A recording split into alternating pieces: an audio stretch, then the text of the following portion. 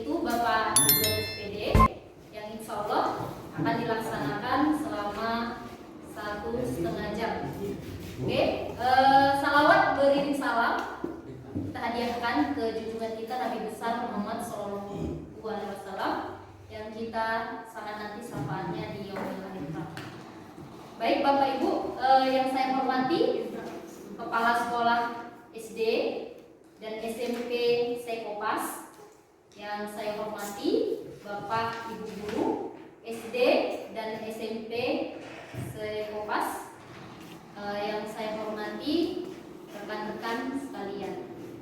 Adapun hari ini tertib acara yang akan kita buat adalah pembukaan oleh protokol, sudah saya buka dan sudah saya lakukan.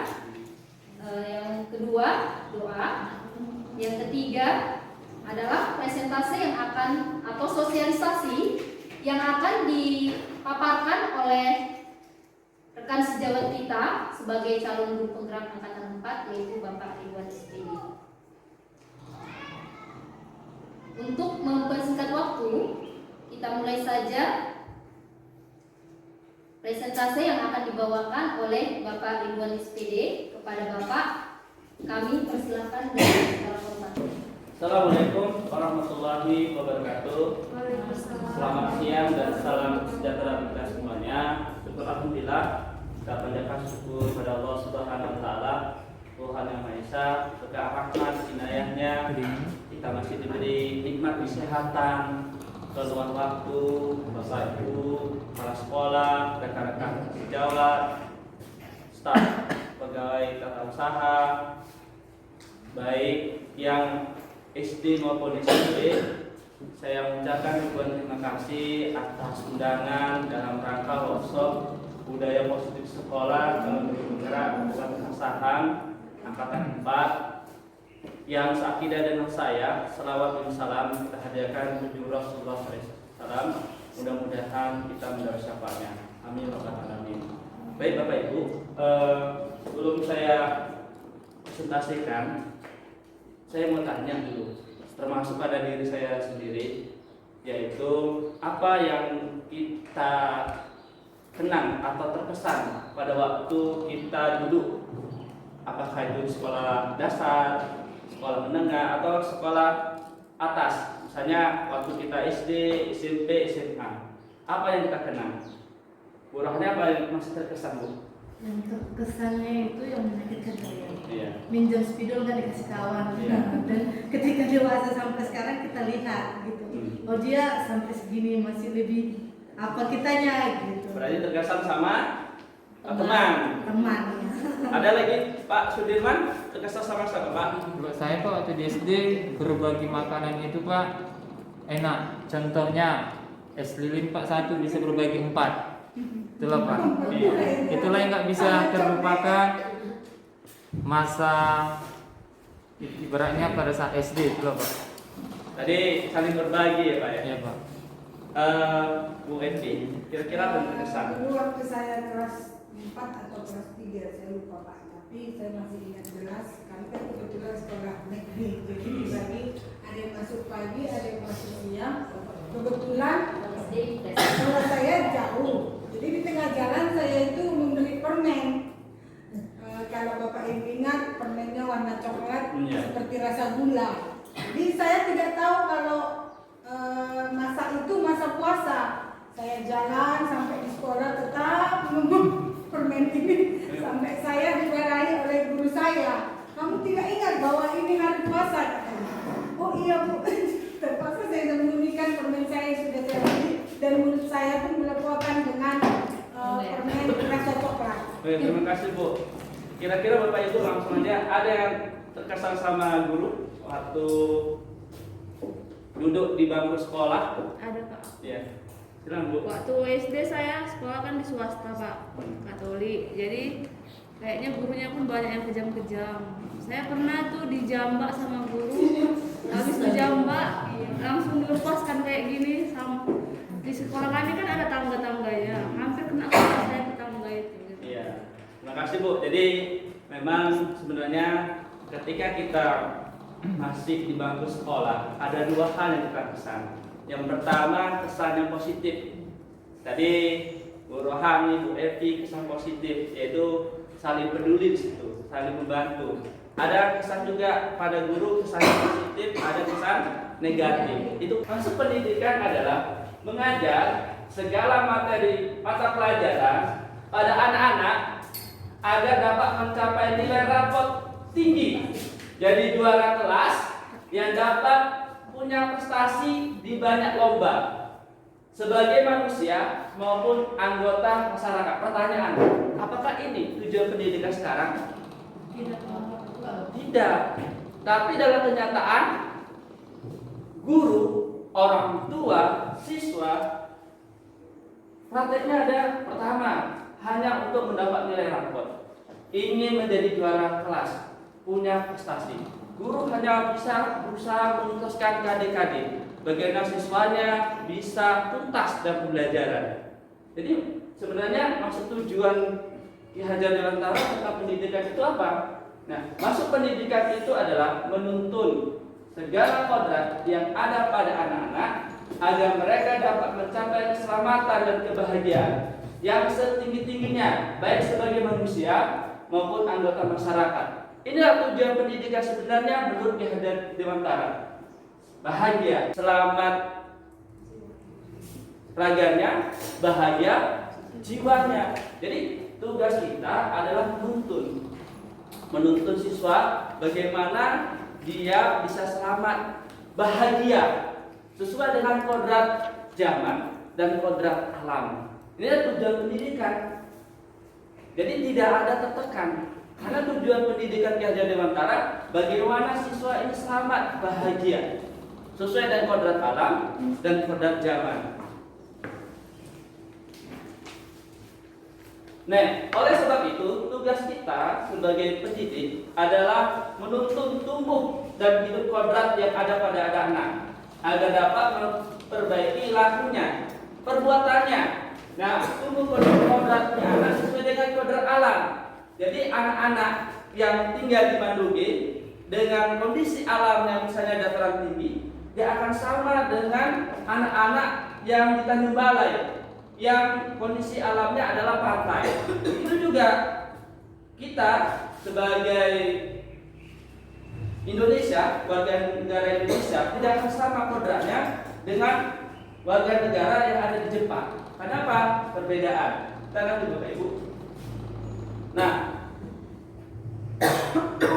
siswa atau murid itu seperti biji. Guru ini adalah sebagai petani, ya. Sedangkan sekolah adalah seperti yaitu tanah, tempat persemaian. Jadi bagaimana bibit jagung yang awalnya kurang berkualitas apabila dirawat dengan baik, ya, diberi pupuk, hama-hamanya dibersihkan, maka yang tadinya kurang berkualitas akan menjadi menghasilkan tumbuhan yang baik.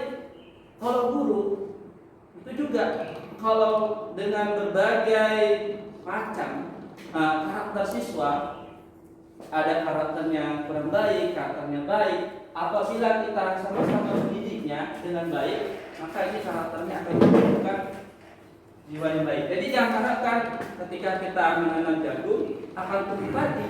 Ketika menanam padi akan tumbuh jagung. Nah, kenapa? Setiap tumbuh jagung itu merawatnya berbeda. Kalau jagung tidak memerlukan banyak air, sedangkan padi memerlukan banyak air. Cara merawatnya berbeda. Itu juga siswa mempunyai karakter yang berbeda, Bapak Ibu. Mempunyai minat yang berbeda. Jangan kita samaratakan. Makanya perlu bagaimana kita ini hanya menuntun. Jangan menganggap bahwa siswa itu seperti kertas kosong yang sesukanya kita sebagai orang tua ataupun orang dewasa menulisnya sesuai dengan kemauan kita. Sebenarnya mereka sudah ada terisi. Mereka punya bakat, tapi masih sama-sama. Kitalah menebalkan, kitalah menuntunnya. Nah, materi selanjutnya nanti kami sampaikan yaitu tentang profil pelajar Pancasila. yaitu tentang beriman, bertakwa pada Tuhan Maha Esa, mandiri, bernalar kritis, kreatif, bergotong royong, berkebinekaan global. Ini yang karakter-karakter profil pelajar Pancasila yang harus bisa kita terapkan kepada peserta didik kita. Nah, untuk materi modul 1-2 itu berkaitan tentang nilai dan peran sebagai seorang guru. Mandiri, ya kan, bisa berkolaborasi. Ini bukan hanya guru penggerak, tapi seluruh kita sebagai guru punya nilai dan perannya. Dan selanjutnya poin modul 1-3 yaitu berkaitan tentang visi guru penggerak. Nah, bagaimana visi sebagai guru? Bukan hanya guru penggerak, Bapak Ibu, visi kita. Apa impian kita kepada siswa 15 tahun nanti? Seperti halnya kita punya anak di rumah, apa impian kita pada anak kita 15 tahun atau 20 tahun nanti? Saya yakin impian kita pada anak ingin anak kita sukses, selamat, bahagia. Gitu juga kita pada siswa, anak kita menjadi sukses, bahagia. Apapun profesinya, apakah dari dokter atau polisi, yang penting bagaimana dia punya peran masing-masing. Kita hanya mengarahkan, jangan memaksa. Penerapan budaya positif di lingkungan sekolah. Apa latar belakangnya saya membuat budaya positif di sekolah? Setelah pembelajaran daring yang lebih kurang 1 tahun akibat pandemi COVID-19, pembelajaran tatap muka terbatas mulai dilakukan sekolah. Pembelajaran daring yang mengakibatkan siswa mengalami kurang disiplin, ya, sama-sama kita alami Bapak Ibu, ya, siswa yang tidak mengerjakan tugas, siswa yang tidak hadir dalam pembelajaran daring. Nah, ini jadi masalah Bapak Ibu. Jadi penerapan disiplin kita pun kadang banyak kurang tepat, ya. Nah, siswa yang tidak mengerjakan tugas, kadang kita harus langsung buat SPO tanpa harus latar belakangnya harus kita tahu dulu apa sebabnya. Orang yang mengerjakan tugas belum tentu siswa malas. Maka perlu kita tanya apa sebabnya tugas itu dia kerjakan. Nah, dalam hal ini kadang hukuman yang saya pribadi, hukuman yang kita berikan pada siswa ada kurang tepat. Nah, dengan pembelajaran praktik baik ini, saya berharap bisa berkolaborasi antara Bapak Ibu, membangun budaya positif di sekolah. Dengan adanya aksi nyata yang kita lakukan selama ini bisa siswa memiliki disiplin, bahwa menyadari bahwa sekolah ini adalah tempat nyaman, sekolah ini adalah tempat pembentukan karakter.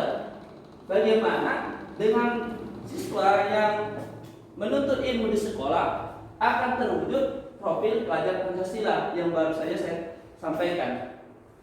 Nah, teori kontrol yang sama-sama kita ketahui, ilusi guru itu bisa mengontrol murid. Ya, selama ini kita anggap kita bisa mengontrol murid, walaupun murid kita tolong buang sampahnya, ya Pak. Itu hanya kadang ucapannya, belum tentu dia dalam hatinya ada kesadaran akan itu. Yang kedua, bahwa kritik membuat orang merasa bersalah dapat menguatkan karakter. Kadang kritik-kritik itu kita anggap agar orang yang kita kritik itu akan berubah, padahal belum tentu. Ilusi itu penguatan positif, efektif dan bermanfaat. Ini ilusi, miskonsepsi kita. Terakhir, bahwa orang dewasa memiliki hak untuk memaksa. Ini Bapak Ibu ada beberapa ilusi mengontrol murid, bahwasanya pada dasarnya kita tidak dapat memaksa murid untuk berbuat sesuatu jika kalau murid itu tidak memilih untuk tidak melakukannya. Ada kita memaksa, maaf aja Bapak Ibu, di rumah pun kadang kita memaksa pada anak kita. Hari ini tidur siang, memang tidur siang dia. Nah, besok lagi pulang lagi, nggak tidur siang lagi. Itu juga siswa. Hari ini kerjakan tugas, kita awasi siswa kita. Besok lagi tugasnya nggak siap lagi, karena apa? Sifatnya bahwa kita menganggap bisa mengontrol murid. Lalu selanjutnya, ilusi bahwa semua penguatan positif, efektif dan bermanfaat ini hanya bersifat sementara, ya. Nah, tergantung kitanya, ya. Kadang dengan bujukan, ini tergantung gurunya, usaha gurunya. Kadang berupa sanksi, hukuman. Jadi ini kurang efektif ini. kurang bermanfaat untuk berkesinambungan untuk siswa. Nah, selanjutnya ilusi bahwa kritik membuat orang merasa bersalah dapat menguatkan karakter. Menggunakan kritik pada rasa bersalah mengontrol murid menuju pada identitas gagal. Jadi murid ini di sini mengembangkan dialog diri yang negatif. Nah, kala sulit bagi guru untuk mengidentifikasi bahwa mereka melakukan perilaku ini. Jadi kadang dengan penguatan ini murid ada kesan-kesan yang bersifat negatif. Yang terakhir, bahwa orang dewasa memiliki hak untuk memangsa. Ini kadang karena kita merasa paling kuat, bahwa kita sebagai posisi sebagai orang tua, karena kita posisi kita sebagai guru, bahwa kita bisa punya hak untuk anak kita. Apa maunya kita harus kita dituruti anak kita. Apa maunya guru harus dituruti pada siswa. Nah ini dia, karena ilusi ini, miskonsepsi ini harus kita tinggalkan. Bagaimana seorang bisa berubah dari paradigma stimulus respons pada pendekatan teori kontrol? Dan jika kita ingin melakukan perubahan perlahan dan kemajuan sedikit-sedikit, harus berubah cara pandang. Cara pandangnya berubah, cara berpikir. Bahwasanya kita lihat kan teori kontrol, pertama miskonsepsi, kita mencoba mengubah orang agar berpandangan sama dengan kita. Padahal teori kontrol, kita berusaha memahami bahwa ada pandangan orang lain tentang dunia kita. Sama ini, kita berusaha orang lain memahami perasaan kita. Tapi kadang kita orang lain belum tentu mau memahami perasaan kita. Nah ini teori kontrol. Kedua, perilaku buruk dilihat suatu kesalahan. Nah, semua perilaku yang dihadapi pasti ada tujuan. Siswa terlambat pasti ada tujuannya, ada sebabnya. Siswa tidak mengerjakan tugas mungkin ada tujuannya. Yang tiga, orang lain bisa mengontrol kita, padahal hanya kita yang bisa mengontrol diri kita. Saya bisa mengontrol orang lain, padahal kita tidak bisa mengontrol orang lain. Pemaksaan pada saat rujukan gagal. Kadang kalau siswa tidak mau tiket ya atau membuang sampah, cara terakhir kita lakukan adalah dengan cara memaksa. Misalnya dengan suara yang lebih keras, ya, suara yang lebih tinggi pada siswa. Padahal dengan teori kontrol seharusnya kolaborasi, konsensus, menciptakan pilihan-pilihan baru. Tolong belikan aqua, cepat belikan, naik kereta. Padahal belum tentu siswa itu bisa naik kereta. Kita paksa dia agar tidak sesuai dengan, karena tidak sesuai dengan keinginan kita, kemauan kita. Model berpikir menang atau kalah. Sebenarnya model berpikir menang-menang. Tidak ada menang, tidak ada kalah. Bagaimana kedua-dua saling menguntungkan? Nah, pertanyaan mati Bapak Ibu. Pertama ini, bagaimana ya cara membuat murid itu disiplin? Padahal segala bujuk rayu kita sudah lakukan secara halus. Ya, yang kedua, kita sudah melakukan yang namanya hukuman, bahkan sampai SPO. Kok kelakuannya nggak berubah-berubah?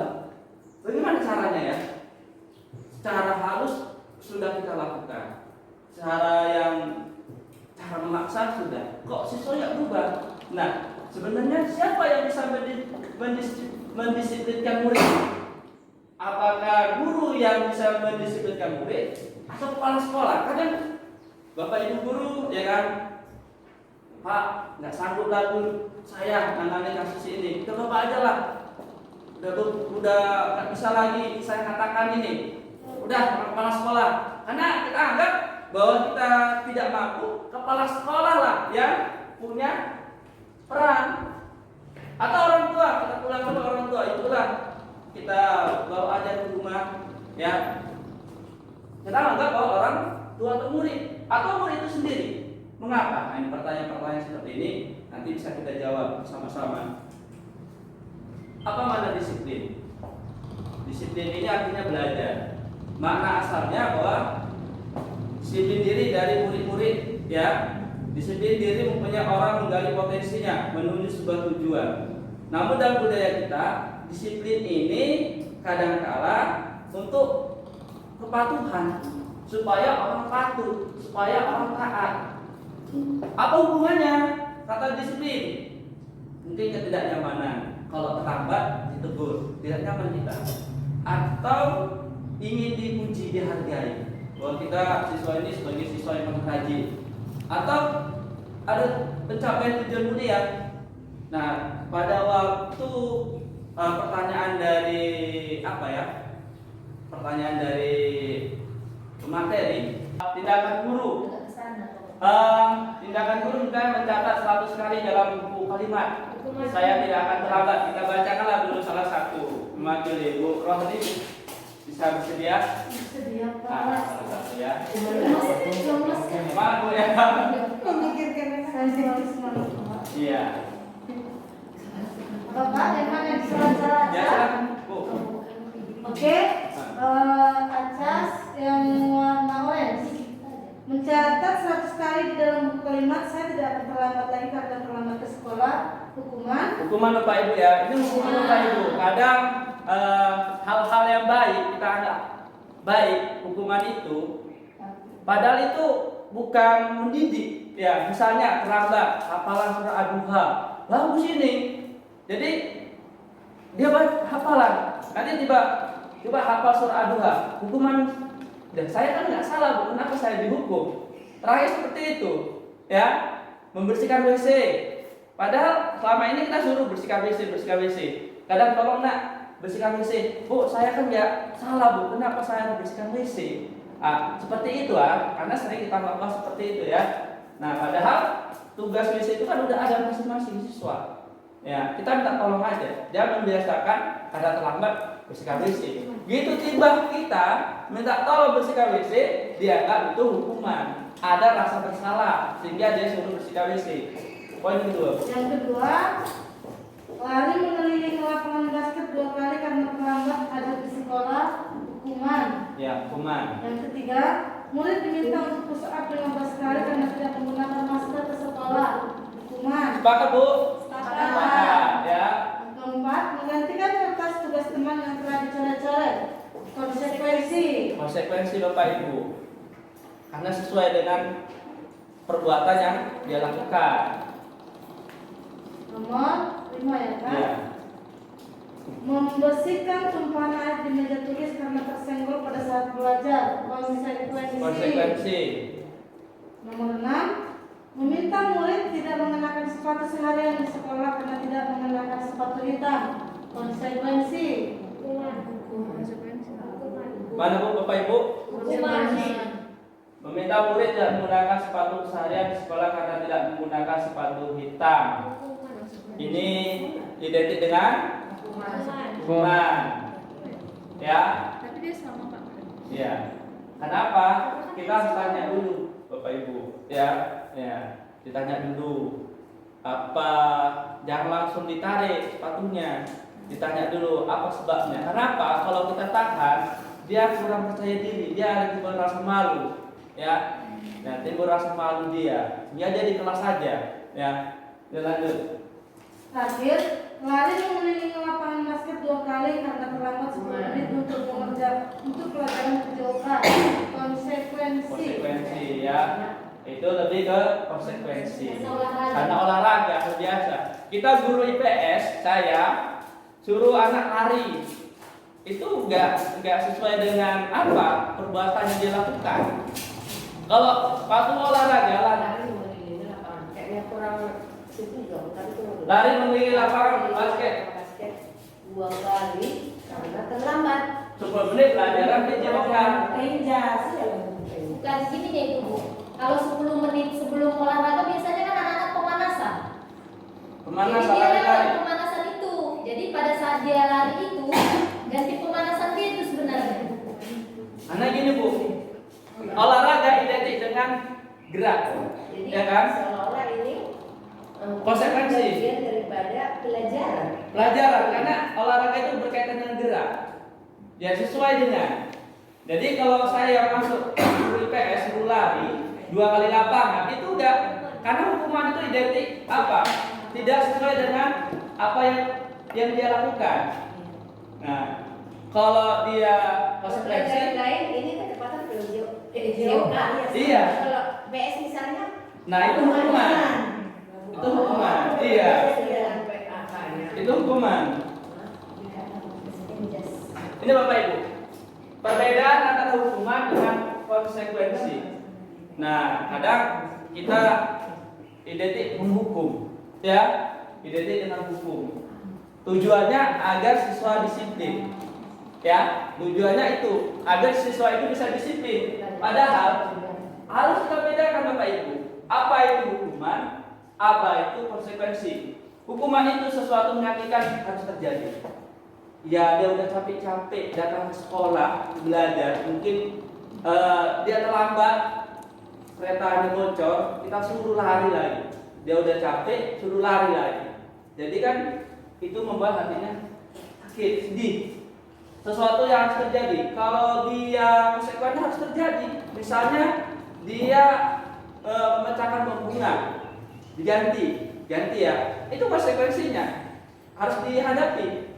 Nah, membuat anak sakit fisik maupun hati untuk jangka waktu yang lama. Nah, kalau konsekuensi membuat anak merasa tidak nyaman dalam jangka waktu sebentar aja Bapak Ibu, ya kan? Awalnya tidak nyaman, tapi itu sebentar. Tapi kalau tentang hukuman, nah itu bisa sakit hati, baik itu fisiknya, baik itu hatinya. Anak itu memiliki kedisiplinan, terus dihukum. Kadang seperti itu, kita dengar. Sedikit poin dulu ya. Sedikit poin, terlambat poin. Terakhir dia ada rasa melawan pada kita. Nah, anak menghargai disiplin. Kalau disiplin itu kurang enak, tidak enak lagi, tidak disiplin. Tapi gak enaknya itu hanya sebentar Bapak Ibu. Lama-lama dia akan terbiasa menghargai hal tersebut. Mendorong anak menyakiti diri sendiri, mendorong anak mudah menyisihkan diri. Dia terbiasa. Bapak Ibu, kita waktu pembelajaran daring pukul 8 masuk. Nah, begitu kita selesaikan pukul 7.30. Nah, dia menyesuaikan diri. Kenapa? Kalau konsekuensinya jika terlambat, nanti kamu ikut kepada siswa yang gelombang kedua karena kamu sudah tertinggal mata pelajaran lebih kurang 15 menit. Masa aku pulang lama? Kalau besok saya nggak terlambat lagi lah.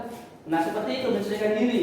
Jadi awalnya di jam 8 dia datang, ya kita sesuaikan pukul 7.30. Ketika dia terlambat, konsekuensinya udah tahu. Kalau dia terlambat, maka dia akan menambah jam pelajaran. Nah, jadi dia berusaha menyesuaikan dirinya. Konsep diri yang buruk. Nah, ini hal negatif yang kita tularkan pada anak akan berdampak buruk pada anak tersebut. Jadi konsep diri yang baik.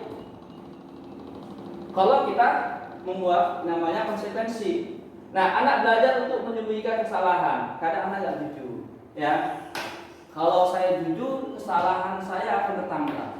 Kalau saya jujur, kenapa kamu nggak sekolah? Karena malas Bu, ya kan? Ya, udah kamu SPO aja, nggak usah sekolah lagi. Nah, nanti saya kalau seperti itu jujur akan berdampak lebih buruk lagi. Tapi kalau ada konsekuensi, anak belajar mengatur peraturan. Ya. 3, marah, merasa bersalah, dipermalukan, merasa tidak dihargai. Banyak kasus-kasus seperti itu ya. Kalau kita beri hukuman, anak merasa tidak dihargai sama temannya. Jadi saya pernah tanya pada siswa, kenapa kamu nggak sekolah? Pak, saya dibully Pak, saya dikatai karena tugasku tidak siap. Apalagi kenapa nggak sekolah? Dimarahi Pak. Sama siapa? Sama mamaku di rumah. Banyak lagi. Jadi anak merasa tidak ada lagi sekolah. Dari konsekuensi kehilangan hak, dibuat tidak nyaman, diasingkan untuk sementara, hanya bersifat sementara. Nah, kita sering kita hadapi permasalahan sekolah. Bapak Ibu sering curhat kepada saya curhat.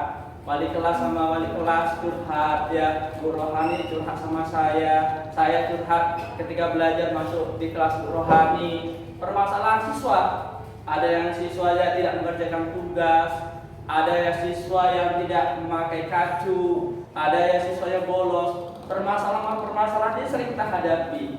Jadi apa yang melatar belakangi semua itu. Kita kembali lagi, ada kebutuhan dasar manusia. Nah, kebutuhan dasar manusia ini kadang ada yang tidak terpenuhi pada anak, sehingga anak buat seperti itu, ya kan? Nah, ada 5, ada 4 ya? 4. Ada 4 kebutuhan. Yang pertama 5. 5 sama yang tengah. Oh iya. Ada cinta kasih, penguasaan, kebebasan, kesenangan, satu lagi Bapak Ibu? Bertahan hidup ya, bertahan hidup. Nah ini ya. Nah, ibu guru bilang, aku tidak boleh bersenandung sewaktu mengerjakan tugas. Katanya kelas harus tenang, tidak ada suara. Padahal aku suka dengan senang menyanyi. Kebutuhan apa yang Kebebasan, kesenangan. yang ada pada anak ini yang harus dipenuhi? Kesenangan, dia ingin nyanyi. Ada siswa kita dulu kalau dia suruh menyanyi senang kali. Ya, nyanyi ya kan. Ayo nyanyi, wah senang kali. Ada siswa yang suruh bernyanyi nggak mau sama sekali ya. Nah, joget baru ya kan.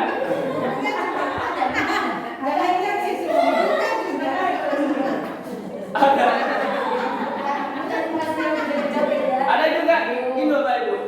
Ada siswa kita kan parkir di dalam sekolah dilarang kan. Saya tanya, kenapa nggak parkir di luar? Pak, keretaku aku hilang Pak, ini satu-satunya kereta. Nanti kalau hilang dimarah sama Bapak. Kira-kira kebutuhan apa Bapak Ibu? Bertahan hidup ya. Karena dia beralasan kalau dia parkir di luar, kereta akan hilang. Itu juga beberapa hari banyak siswa yang sepatunya tidak sesuai dengan kesepakatan kelas, ya. Sepatunya ada yang warnanya belang-belang, ada putih polos. Kalau ditanya kenapa pakai sepatu yang warna putih, ya saya tanya sama si Andrian, Pak, sepatu saya hilang sebelah. Loh, kok bisa? Nggak tahu Pak lagi. Jadi daripada aku nggak sekolah Pak, inilah saya pakai ya kan. Kira-kira kebutuhan apa yang sepatunya di rumah hilang, dia sebelah. Bertahan hidup juga. Yang kedua, faktor kasih sayang, tidak diperhatikan. Kalau orang tuanya memperhatikan, nggak mungkin sepatunya juga biasa dibebaskan. Nah, solusi apa? Kita kasih kesempatan, kita tanya kapan bisa dibeli sepatunya. Boleh saja sepatu itu dipakai, tapi ya cobalah nanti diganti yang sesuai dengan kesepakatan kelas. Ditanya, Pak, hari Rabu Pak bisa dibeli? Ya, Rabu oke, dibeli, silakan dipakai dulu. Nanti tanya sama walinya, sama guru lain, dia tidak merasa bersalah karena udah punya keyakinan nanti hari Rabu dibeli, hari Kamisan sudah dipakai. Nah ini aku bosan masa belajar cuma gitu aja, dengerin ibu guru aja. Kira-kira kebutuhan apa Bapak Ibu? Kan banyak, kenapa kasihkan tugas? Bosan Pak, gini-gini aja belajar ya. Kebebasan ya. Ya, aku sebab gambarku tidak rapi, malah ibu guru nunjuki ke teman-temanku di depan kelas. Oh inilah gambar yang paling cantik ya kan? Karena seperti itu ya. Apa kebutuhan apa yang harus dipenuhi Bapak Ibu? Apa kesenangan? Bisa juga itu Pak. Ya bisa ya. Nggak senang gitu. Ya. Sebel dia kan berarti nggak senang. Nah, jadi kapan ini bisa kita tahu kebutuhan dasarnya ketika dia curah pendapat, memberikan alasan. Misalnya ketika siswa datang, mengapa dia mengerjakan tugas, dia bilang waktu kita dulu ada pembelajaran daring, handphonenya tidak ada, yang kedua pakainya nggak ada, ya. Terus rumahnya misalnya tidak ada kawan terdekat. Nah itu kebutuhan-kebutuhan itu harus kita perhatikan Bapak Ibu sebelum ngambil keputusan, ya. Keputusan itu penting. Memenuhi kebutuhan dasar ini harus kita tahu dulu, ya. Kita, ya. Kadang kita suara tinggi menunjukkan kita seolah-olah punya kekuasaan, ya kan? Seolah-olah untuk memaksa, ya. Biasanya posisinya seperti ini, kata-kata. 10% aja Bapak Ibu. Kata-kata apakah itu bersifat positif atau kata-kata negatif. Ada suara halus, ya. Ada suaranya tinggi atau agak keras. Nah, yang ketiga bahasa tubuh kita itu 55%. Nah, ada 5 posisi kontrol ya yang harus kita ketahui. Pertama, guru sebagai penghukum. Seorang penghukum bisa menggunakan hukuman fisik berupa kata-kata, ya, atau verbal, ya. Fisik itu bisa mungkin jeweran, bisa pukulan, bisa suruh lari, macam-macam. Verbal itu kata-kata bisa awas kamu, ya, atau kamu saja yang melakukan ini, bosan bapak. Nah itulah sini orang yang menjalankan posisi penghukum senantiasa mengatakan bahwa sekolah memerlukan sistem atau alat yang digunakan lebih menekan murid-murid lebih dalam lagi. Guru yang menerapkan posisi hukuman berkata, patuhi aturan sekolah, ya, peraturan sekolah sudah tertulis, jangan kamu melanggar. Kamu sudah melanggar peraturan sekolah. Awas, kalau tidak kamu kalau tidak Bapak SPO, Ibu SPO. Udah berapa kali kamu terlambat? Yang kelima lagi, awas ya, nanti saya SPO. Kata-kata itu sering sebagai guru hukum. Kamu selalu saja yang salah. Ibu bosan lihat kamu aja, yang cabut kamu, yang ganggu kawan kamu. Nah, pasti selalu terakhir mengerjakan tugas. Kamu saja yang mengerjakan tugas di rumah. Memang dasar pemalas, ya. Kata-kata itu sering diutarakan pada guru penghukum. Guru seperti ini senantiasa percaya bahwa hanya satu cara agar belajar berhasil, yaitu dengan cara dia. Cara dia apa? Dengan cara menghukum, baik secara fisik maupun secara verbal. Membuat orang bersalah. Nih, pada posisi ini biasanya guru yang tanpa kita sadari, saya pribadi juga, masa kamu nggak sayang pada orang tuamu? Orang tuamu bekerja mati-matian siang dan malam, keringat, ya, ngasih uang jajan kamu sekolah main-main, nggak belajar. Nanti orang tua kecewa lihat kamu. Kadang-kadang seperti itu kita. Ibu sangat kecewa, ibu sangat kecewa pada kamu. Kamu siswa yang rajin, tiba-tiba kok cabut, ya. Nah itu juga berapa kali bapak memberitahu kamu. Ini kadang nggak kamu sadari. Ini yang beberapa kali, ini yang terakhir ya. Jangan ulang lagi, ya. Jangan diulang lagi. Nah, gimana coba kalau orang tuamu tahu bahwa kamu begini? Mereka pasti kecewa. Ibu kecewa melihat kamu. Bapak kecewa melihat kamu. Kata-kata itu membuat orang merasa bersalah. Di posisi ini, murid memiliki penilaian diri yang buruk tentang diri mereka. Murid merasa tidak berharga dan telah mengucapkan orang disayanginya. Sebagai teman, nah ini sering, saya juga seperti ini sering. Guru waktu masih zaman jahiliyah pengajar saya, nah posisi yang pertama yang kedua sering saya lakukan. Menghukum, membuat orang bersalah. Menghukum itu lebih sering. Sudah terlambat, nah, ayo lari, ya kan? Ini terlambat berapa menit? Dari ke 15 menit, udah 3 kali. Besok SPO, panggil orang tuamu ya. Nah, apapun alasannya nggak saya terima. Kadang-kadang seperti itu. Guru pada posisi teman tidak akan menyakiti murid, tapi dia berupaya mengontrol murid melalui persuasi, ya. Posisi teman pada guru bisa negatif ataupun positif. Positif di sini berupa hubungan baik yang terjadi antara guru dan murid. Ya, kita punya hubungan baik, bahkan sama orang tuanya, bukan hanya sama gurunya saja, sama orang tuanya. Guru di posisi teman menggunakan hubungan baik yang humor mempengaruhi seseorang. Mereka berkata, ayo bantu nak, demi bapak, demi ibu. Nah, ayo ingat, tidak bantuan bapak sama ini. Nah, kita mungkin kebaikan-kebaikan kita pada murid. Ingatlah, tolonglah bapak. Yang setiap hari bonceng kamu pulang pergi siapa? Ya, bapak. Iya kan? Tiap kali bapak bonceng. Masa minta tolong ini nggak mau kamu? Itu lewat kali lah. Masa lupa? Nanti nggak bapak bonceng lagi ya. Nah, kira-kira seperti itu. Sudah kali ini nggak apa-apa, udah apa-apa. Sudah kali kamu terlambat nggak apa-apa, terlambat nggak apa-apa, nggak ada masalah. Yang penting kamu tetap sekolah. Terlambat nggak apa-apa, yang penting tetap sekolah. Nah, besok bisa boleh terlambat lagi lah. Kira-kira seperti itu Bapak Ibu. Hal yang negatif di posisi teman ini, bila suatu saat guru tersebut tidak membantu, maka murid itu akan kecewa dan berkata, saya pikir Bapak Ibu ini teman saya. Kadang timbul rasa kecewa, apa yang diharapkan tidak sesuai dengan kenyataannya. Dia terlalu berharap pada gurunya. Yang kedua, akhirnya dia nggak mau berusaha karena lebih tergantung pada gurunya.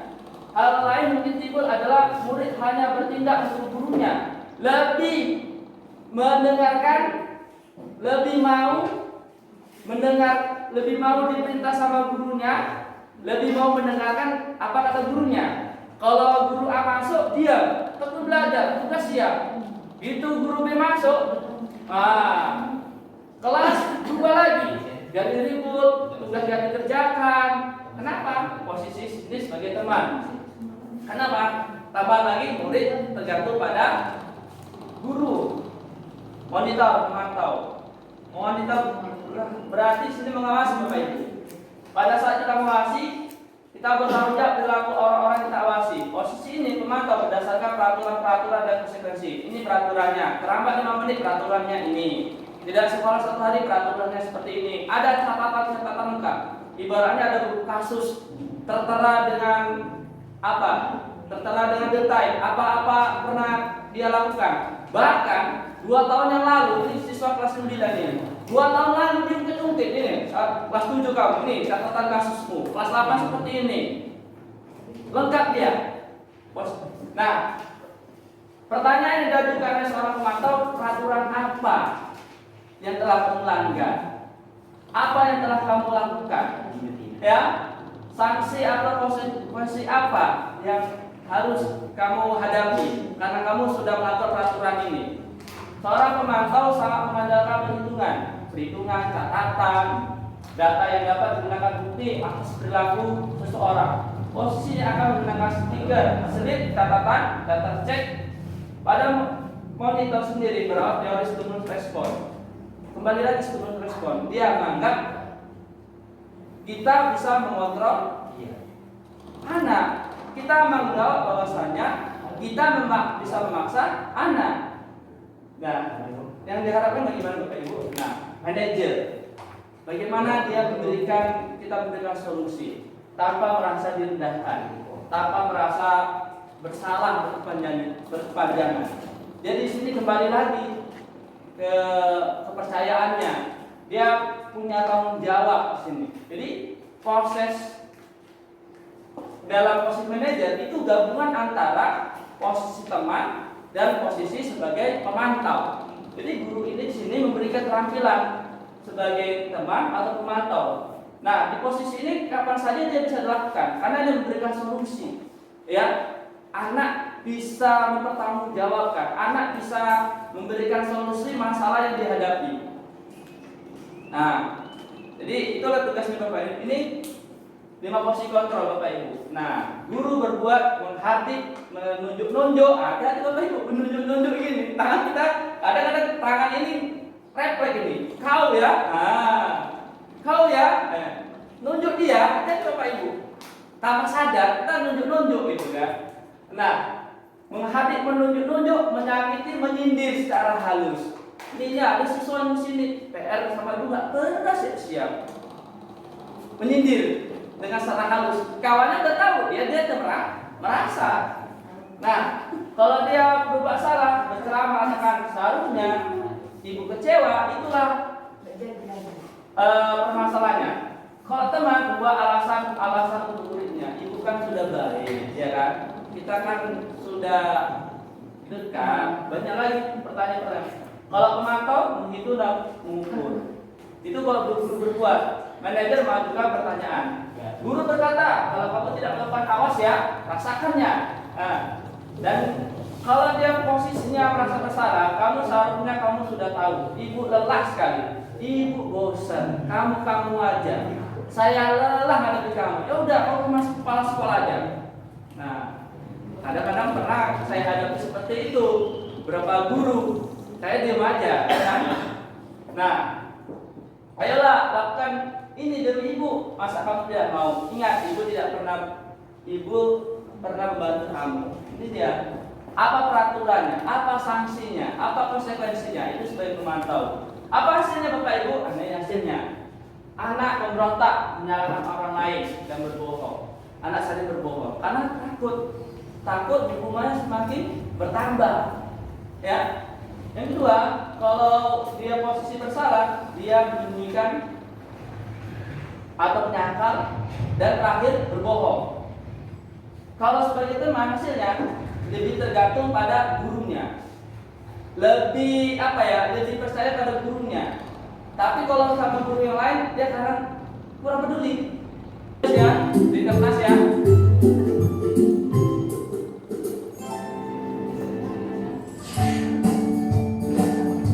Guru seperti apakah kita selama ini?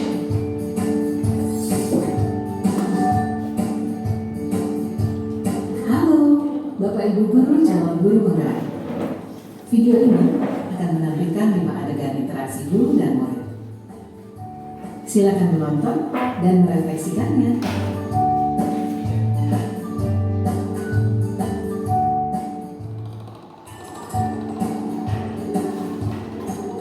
Bagi anak-anak, silakan PR yang kemarin diberikan diletakkan di meja.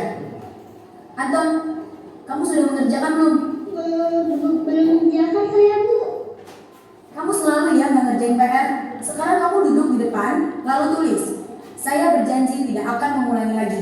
Saya berjanji akan berusaha menjadi murid yang rajin belajar sampai pelajaran saya selesai. Ada Pak.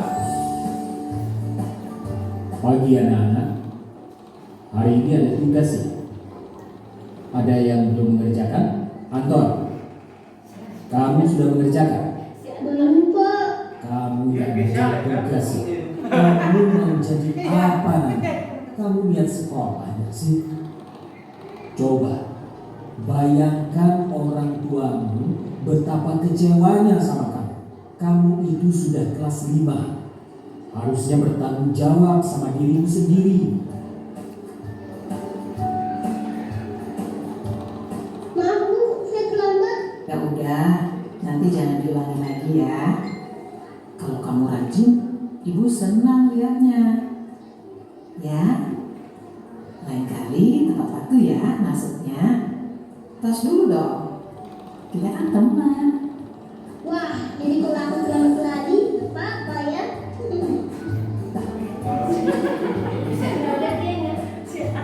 Kamu kok nggak pakai baju olahraga?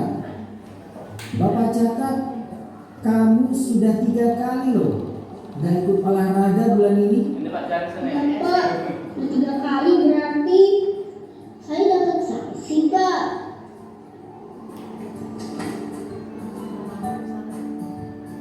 Ini, Bu, saya mengumpulin tugas. Maaf ya, Bu, saya terlambat mengumpulin tugas. Kenapa kamu terlambat mengumpulkan tugas? Iya, Bu. Saya kalau sore banyak ibu di warung, gak sempat kerjain tugas. Kira-kira nih, apa yang bisa kamu perbaiki supaya kamu bisa mengerjakan tugas tepat waktu? Coba, kapan biasanya kamu membantu ibu jualan? Tiap hari sampai jam 8 malam, Bu. Bagaimana kalau kamu membuat jadwal? Kapan kamu akan mengerjakan tugas? Oh gitu ya, Bu. Saya coba deh, Bu. Terima kasih, Bu.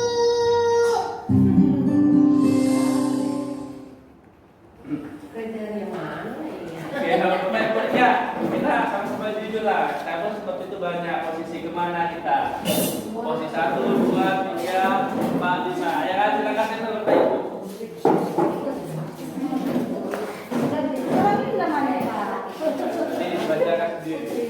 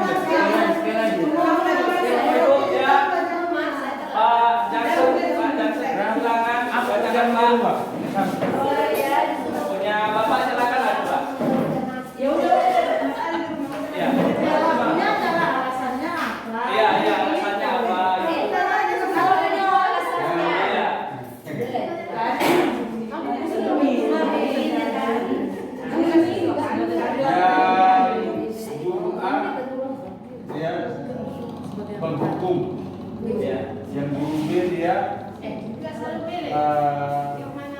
memberi rasa bersalah. Iya. Guru C dia teman, guru D kontrol, guru E manajer. Pertanyaannya Pak, ya pertanyaan, Ya, Bapak di posisi mana? Di posisi A, penghukum. Di posisi A, penghukum. Contoh kasus, alasannya Bapak? Karena saya di olahraga, jadi penghukuman itu kalau di olahraga itu Pak, dia bukan hukuman yang sangat mana ya, yang bertentangan, karena bisa saja saya suruh dia lagi 85 kali, berupa hukuman yang tidak baik untuk dia karena di olahraga. Tapi kalau dari durasi tadi ada apa? Suara, Iya. yang 10%. Lebih banyak kemana Bapak? Kita di Penghukum. Terima kasih Pak. Bu Putri, silakan Bu Putri. Coba. Ya, di posisi mana Ibu? Oh, ibu ini mengajar katanya mau lingkungan. Itu Bapak Ibu ya, karena kita sama-sama belajar di sini. Ya, saya pun ini banyak masuk posisi mana nanti sama-sama kita refleksikan. Ya, silakan. Kalau saya Pak posisi yang guru A, karena pada saat siswa tidak mengerjakan PR, saya selalu memberi hukuman kepada siswa-siswa yang mengerjakan PR pagi-pagi di sekolahan terus tidak mengerjakan PR, saya akan beri hukuman Pak. Maka saya pilih yang Ada perubahan Bu? kadang-kadang ada Pak, tapi terkadang ya masih terus dilakukan juga terus Iya. tidak mengerjakan PR. Ada juga yang masih mengerjakannya di sekolahan. Kadang itu tadi sebulan berubah, bulan depannya dilakukan lagi, ya kan? Nah, karena ada dampak negatif, ada dampak positifnya tadi. Sama-sama kita ketahui apa dampak negatif kalau guru sebagai penghukum merasa bersalah, kemarin. Terima kasih Bu. Silakan. Ayo Bapak Ibu, siapa lagi yang mau? Ya, Bu. Silakan Bu Epi lah, silakan Bu Esti. Guru senior, Pak. Ada yang lebih senior kok Pak. Dari jam terbang ini. Yang terbaru sana sini. Apalagi guru matematikanya? Saya memilih guru B. Nah, di sini saya langsung membuat si anak merasa bersalah. Masih bersalah. Dengan catatan bahasanya seperti ini. Kamu datang ke sekolah dalam satu hari berapa jam Nak, di sekolah ini?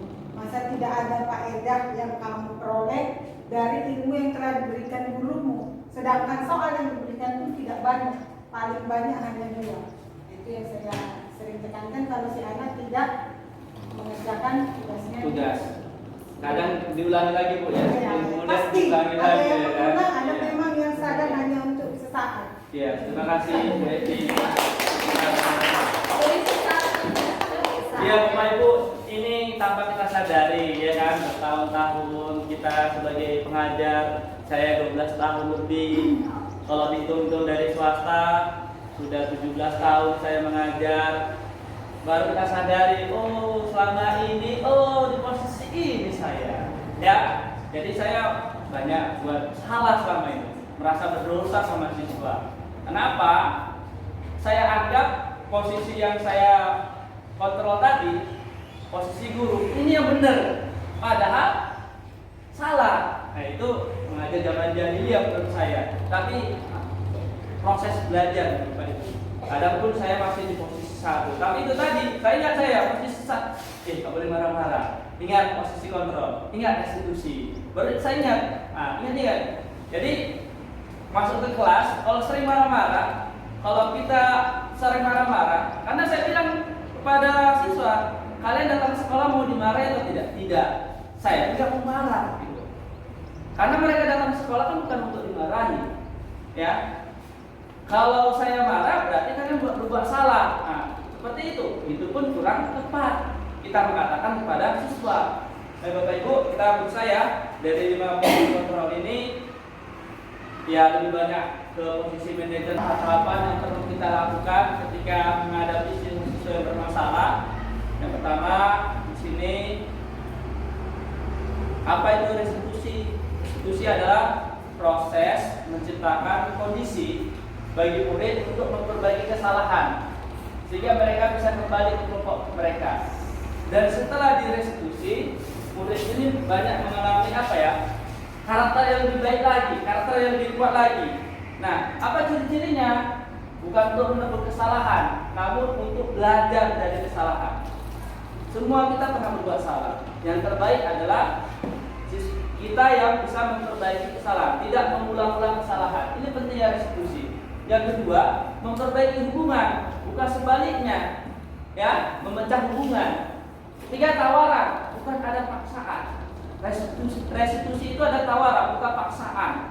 Yang keempat, restitusi menuntun melihat ke dalam diri siswanya, pada diri karakter individu.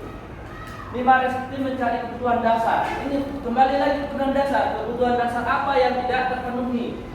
Yang ketujuh di sini, yang keenam, restitusi adalah cara yang paling baik untuk memperbaiki diri. Cara yang terbaik, ada perubahan positif, ada dampak yang positif.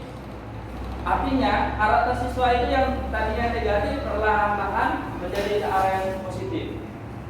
Restitusi itu fokus pada solusi, Bapak Ibu, bukan menghukum. Cari solusi. Setiap masalah pasti ada jalan keluarnya.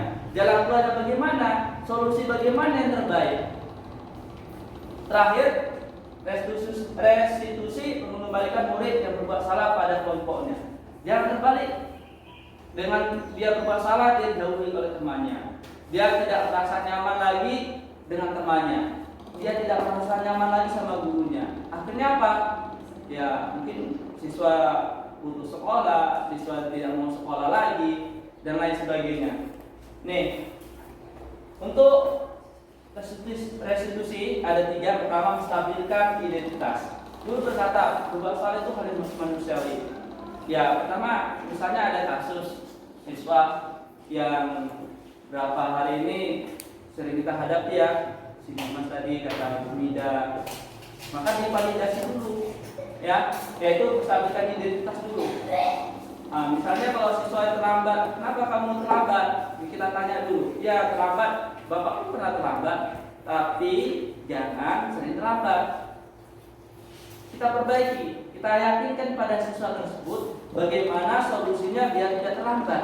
Ya, Bapak pun pernah terlambat, tapi Bapak berusaha supaya tidak terulang lagi terlambat Bapak. Kedua, tidak ada manusia sempurna. Kita semua bisa berbuat salah, ya, berbuat kesalahan. Jadi bagaimana memperbaiki kesalahan tersebut?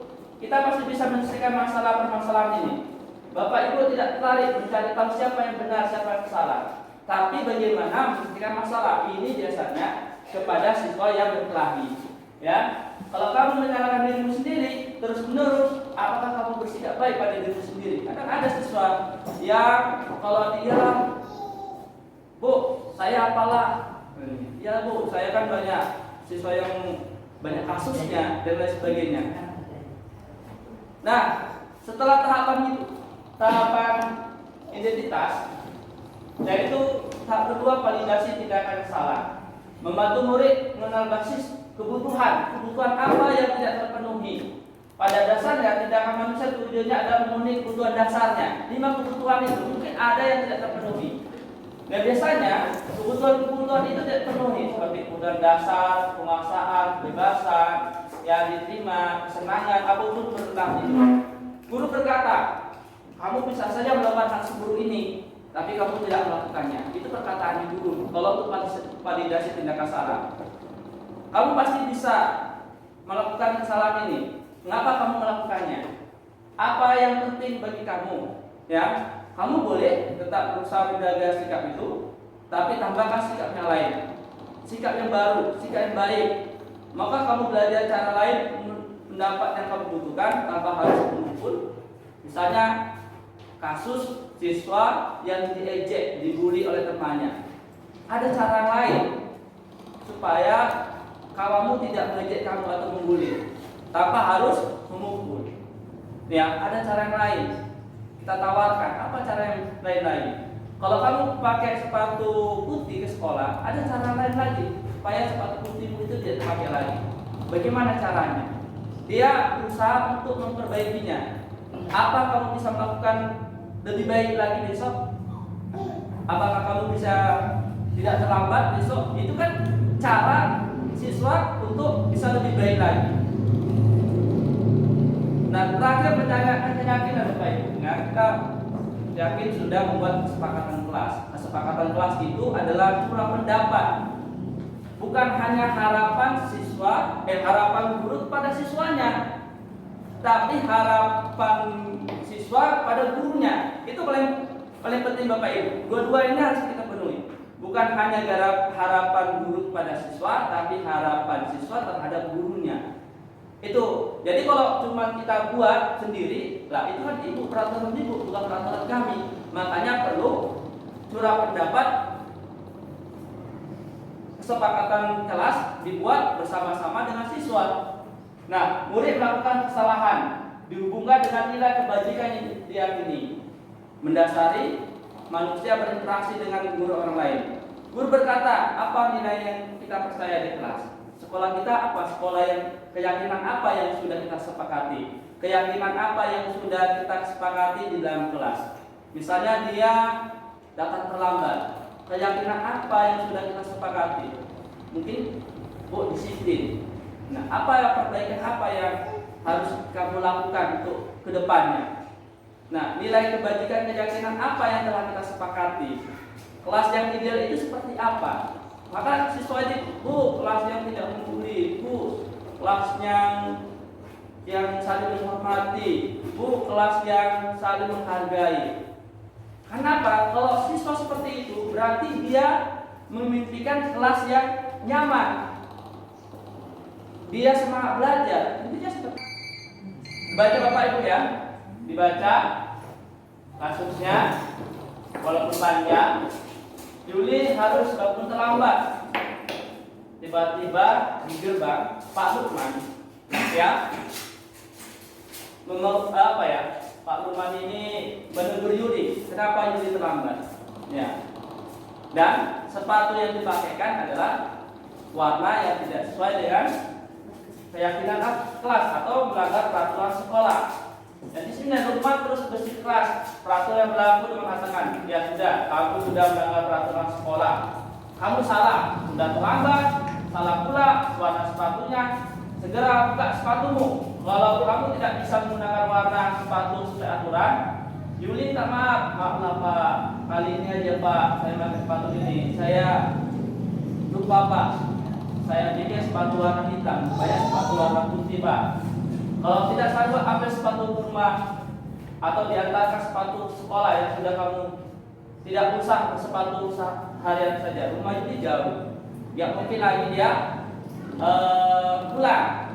Akhirnya sepatu itu dicopot, ya, letakkan di kantor. Yuli pun dengan berhati mencopot sepatunya dan memberikan kepada Pak Lukman.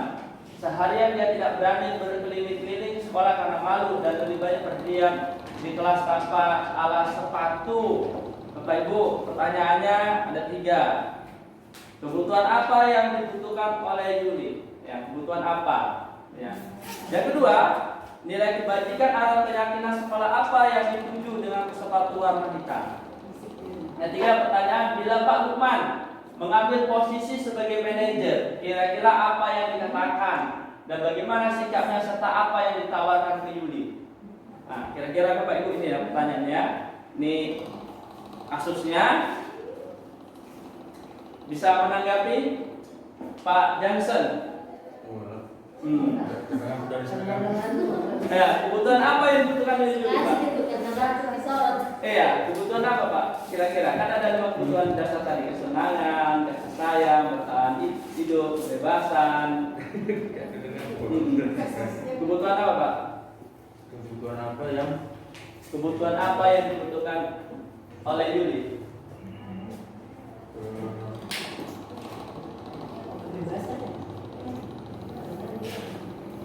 Dan ceritanya di sini Bu. Ya, Yuli hari ini terbangun terlambat, terburu-buru sampai ke sekolah. Dia pun akhirnya sampai ke gerbang sekolah tanpa baru menyadari kalau tidak menggunakan sepatu hitam, seperti tertera di kartu sekolah. Di sebab itu kelas Pak Lukman memperhatikan sepatu Yuli yang berwarna putih. Yuli berusaha menjelaskan bahwa dia buru-buru dan salah mengenakan sepatu. Pak Lukman menanyakan, Yuli, apa peraturan sekolah tentang seragam dan warna sepatu? Ya, tidak sudah menjadi sepatu harus ini seharusnya Yuli, ya, warna hitam. Namun terburu-buru mengenakan sepatu. Selain tidak mungkin kembali karena rumahnya jauh sekali, Pak Lukman terus berseri keras pada peraturan yang berlaku, mengatakan, ya sudah, kamu sudah melanggar peraturan, kamu salah, sudah terlambat, sepatu warnanya putih lagi. Kalau kamu mau ambil silakan ambil, tapi tidak mungkin kan. Akhirnya sepatu itu ditahan sama Pak Lukman di kantor. Akhirnya Yudi tidak memakai sepatu seharian. Kebutuhan apa yang dibutuhkan oleh Yudi? Kasih. Alasannya Pak? Alasannya si Yuli ini berharap alasannya tadi itu dimengerti oleh Pak Guru tadi. Iya. Nah, tapi Pak Guru tadi memberikan hukuman sehingga si Yuli sendiri sepertinya merasa dia itu enggak dalam hatinya enggak terima padahal dia sudah dulu.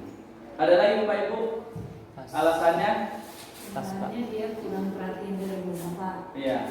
Karena kurang perhatian dari orang tuanya, sehingga sepatunya pun nggak tahu di mana letakkan. Ya. Jadi alasan kasih sayang. Jadi Bapak Ibu harus kita tahu dulu alasan anak ini. Karena mungkin selama ini memang dia tidak pernah bermasalah, ya, dalam memakai sepatu, peraturan. Kita harus lihat dulu bagaimana karakter anaknya terlebih dahulu. Barulah alasan. Ya, yang kedua adalah kebajikan apa? Kenapa sekolah itu mewajibkan siswanya memakai sepatu hitam? Dasarnya apa? Pak Sudirman kira-kira apa? Kenapa sekolah itu suruh pakai sepatu hitam? Kita harus menjalankan kepada siswa juga, Pak. Kan bebas, Pak. Di kota itu sepatunya bebas loh, Pak. Jadi kita harus memberikan alasan yang tepat juga pada siswa sehingga bisa diterima.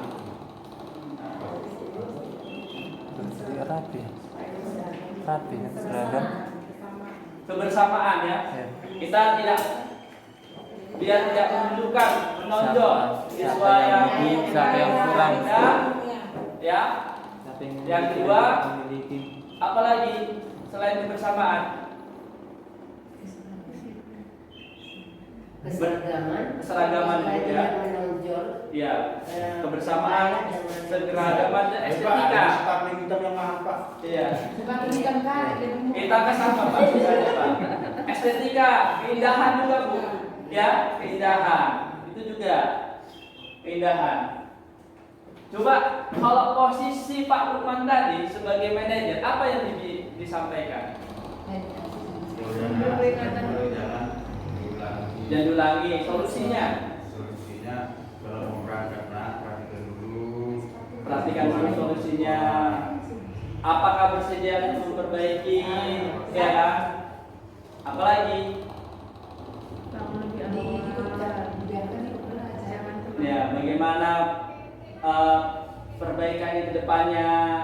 Yakin ini kita mencari solusi yang terbaik, itu harus disampaikan. Bapak Ibu, ini tambah lagi. Budaya positif itu penting di sekolah.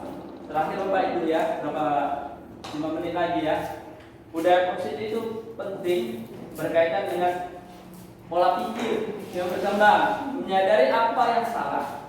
Sekolah sebagai tempat menyemai karakter. Jadi sekolah itu harus memberikan contoh, teladan. Itu yang penting.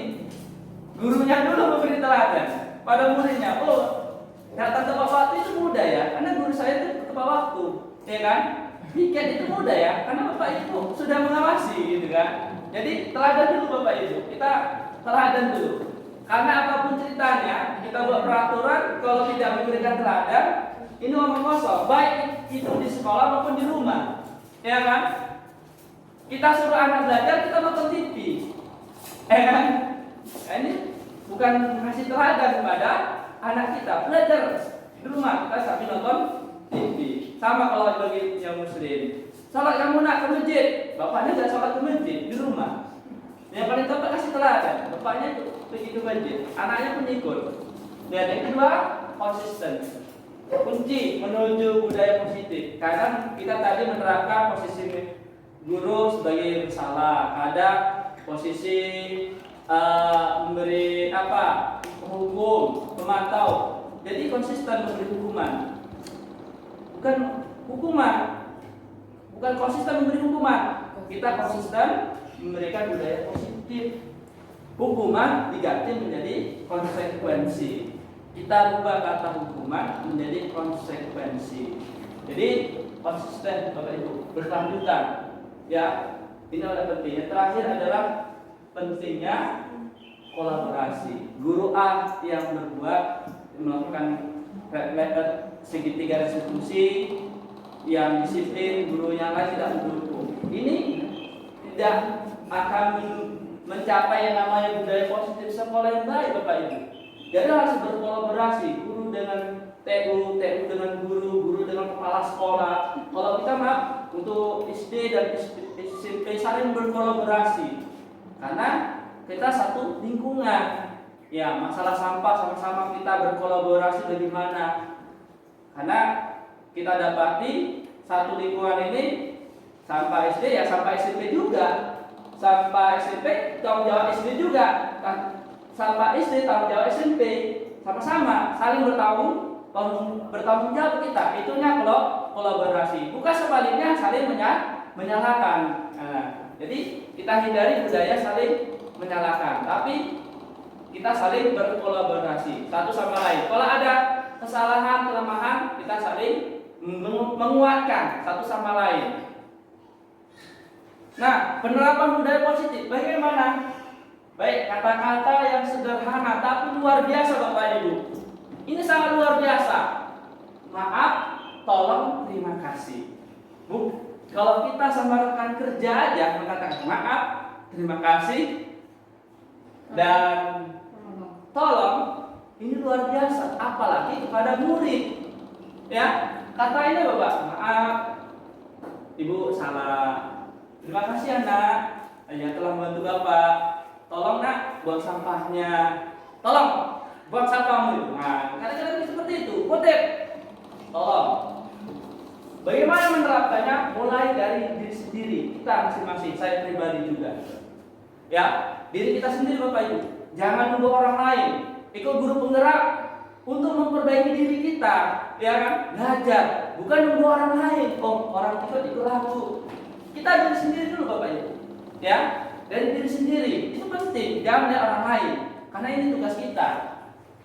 Untuk budaya positif sekolah itu juga dari diri kita sendiri. Yang kedua, mulai dari hal terkecil. Itu tadi, maaf, tolong, terima kasih. Yang ketiga, mulai dari yang terdekat. Apa yang kita bisa lakukan? Yang terdekat kita. Kita di sekolah. Di sekolah lah kita lakukan. Hal terdekat yang bisa dilakukan. Kita lingkup sekolah. Maka budaya positif kita bilang dari sekolah dulu. Jangan bicara tentang negara yang ini dan inilah. Dari yang bisa kita jangkau dulu. Yang hari-hari kita lakukan. Terakhir, mulai hal-hal sederhana. Ini Bapak Ibu. Nah, bagaimana ya untuk mewujudkan budaya positif sekolah? Pertama, memetakan bakat dan minat peserta didik. Karena siswa ini punya bakat yang berbeda, karakter yang unik, harus kita petakan masing-masing. Yang kedua, memetakan karakter menonjol sebagai besar. Menonjol ini ada karakter positif, ada karakter yang negatif. Apa yang paling menonjol kepada siswa itu kita petakan. Mungkin ada kebutuhan dasar yang tidak terpenuhi, nanti ada poin lagi. Menciptakan disiplin positif di sekolah, hal yang terkecil Bapak Ibu, yang tadi kita menyambut siswa di gerbang, kita buat eksekusi juga di kelas, mendata siswa bermasalah sesuai dengan kasusnya masing-masing, mendata kebutuhan dasar siswa, membuat kesepakatan kelas. Bapak Ibu guru terutama wali kelas, guru kelas, buat untuk kesepakatan kelas. Kesepakatan kelas menjadi keyakinan kelas. Jadi setiap permasalahan harus diselesaikan dengan tahapan segitiga restitusi.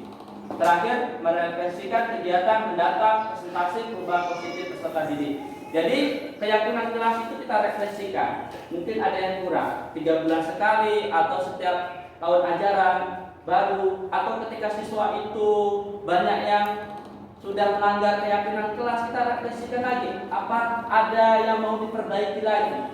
Jadi tidak menonton itu aja keyakinan kelas, bisa ditambah, bisa dikurangi sesuai dengan kesepakatan kita dalam kelas. Mungkin itu aja Bapak Ibu yang bisa sampaikan, karena waktu juga saya juga sudah siang menjelang sore, lelah, nervous lagi, capek ya kan, sama-sama. Mohon maaf Bapak Ibu, waktu yang sangat melelahkan ini seharian. Saya minta maaf, beri maaf kepada Bapak Ibu. Saya himbau juga, ayo Bapak Ibu kita saling bergerak, ya kan? Kata Bu Fidari, tergerak dulu, bergerak baru menggerakkan. Saya pun bingung di posisi mana ini belum tahu. Tapi berusaha lah. Dari ketiga posisi ini bisa menggerakkan, bisa juga saya tergerak hati saya, bisa bergerak. Jadi semuanya bisa kita saling bekerjasama. Kata kuncinya adalah kolaborasi. Kita buat budaya-budaya positif, hal-hal sederhana, hal-hal yang kecil, dari mulai kita diri sendiri yang sederhana yang bisa kita lakukan. Terima kasih. Mungkin banyak silap kata saya yang kurang berkenan, itu mungkin karena banyak ilmu saya yang belum saya pelajari, nafsu saya juga. Apabila ada yang mungkin ada yang positif, kita ambil kebaikannya. Yang terbaik itu bukannya menyampaikan atau mendengarkan. Yang terbaik di antara kita yang mengambil manfaat dan bisa mempraktekkan. Itu yang terbaik. Sekian, terima kasih. Assalamualaikum warahmatullahi wabarakatuh. Waalaikumsalam. Ya, saya persilakan, dan saya sangat senang jika ada pertanyaan dari Bapak Ibu sekalian.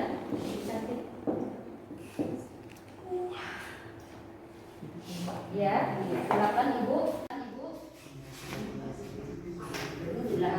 Tadi kan saya sudah mengikuti tentang siswa itu kan sifatnya dan karakternya bervariasi. Ada dia siswa yang memang harus dikoreksi dulu baru nurut.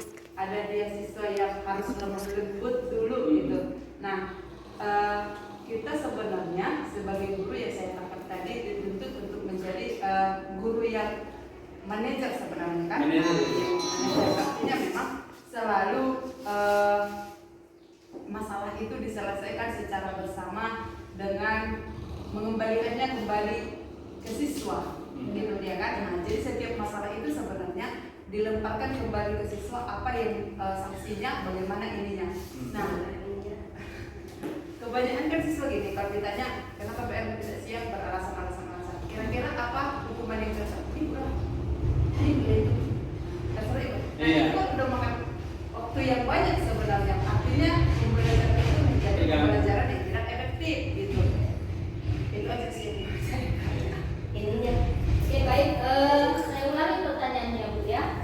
Untuk Bapak Ridwan, begini pertanyaannya Bu. Siswa ini kan bervariasi. Kemudian dia juga punya kecenderungan tidak punya pendirian. Jika kita kembalikan dia untuk memilih konsekuensinya sendiri, sementara itu dia cara menumbuhkan disiplin positif, maksudnya motivasi internal, harus siswa itu menghadapi atau memikirkan konsekuensi yang tepat untuk diri dia sendiri.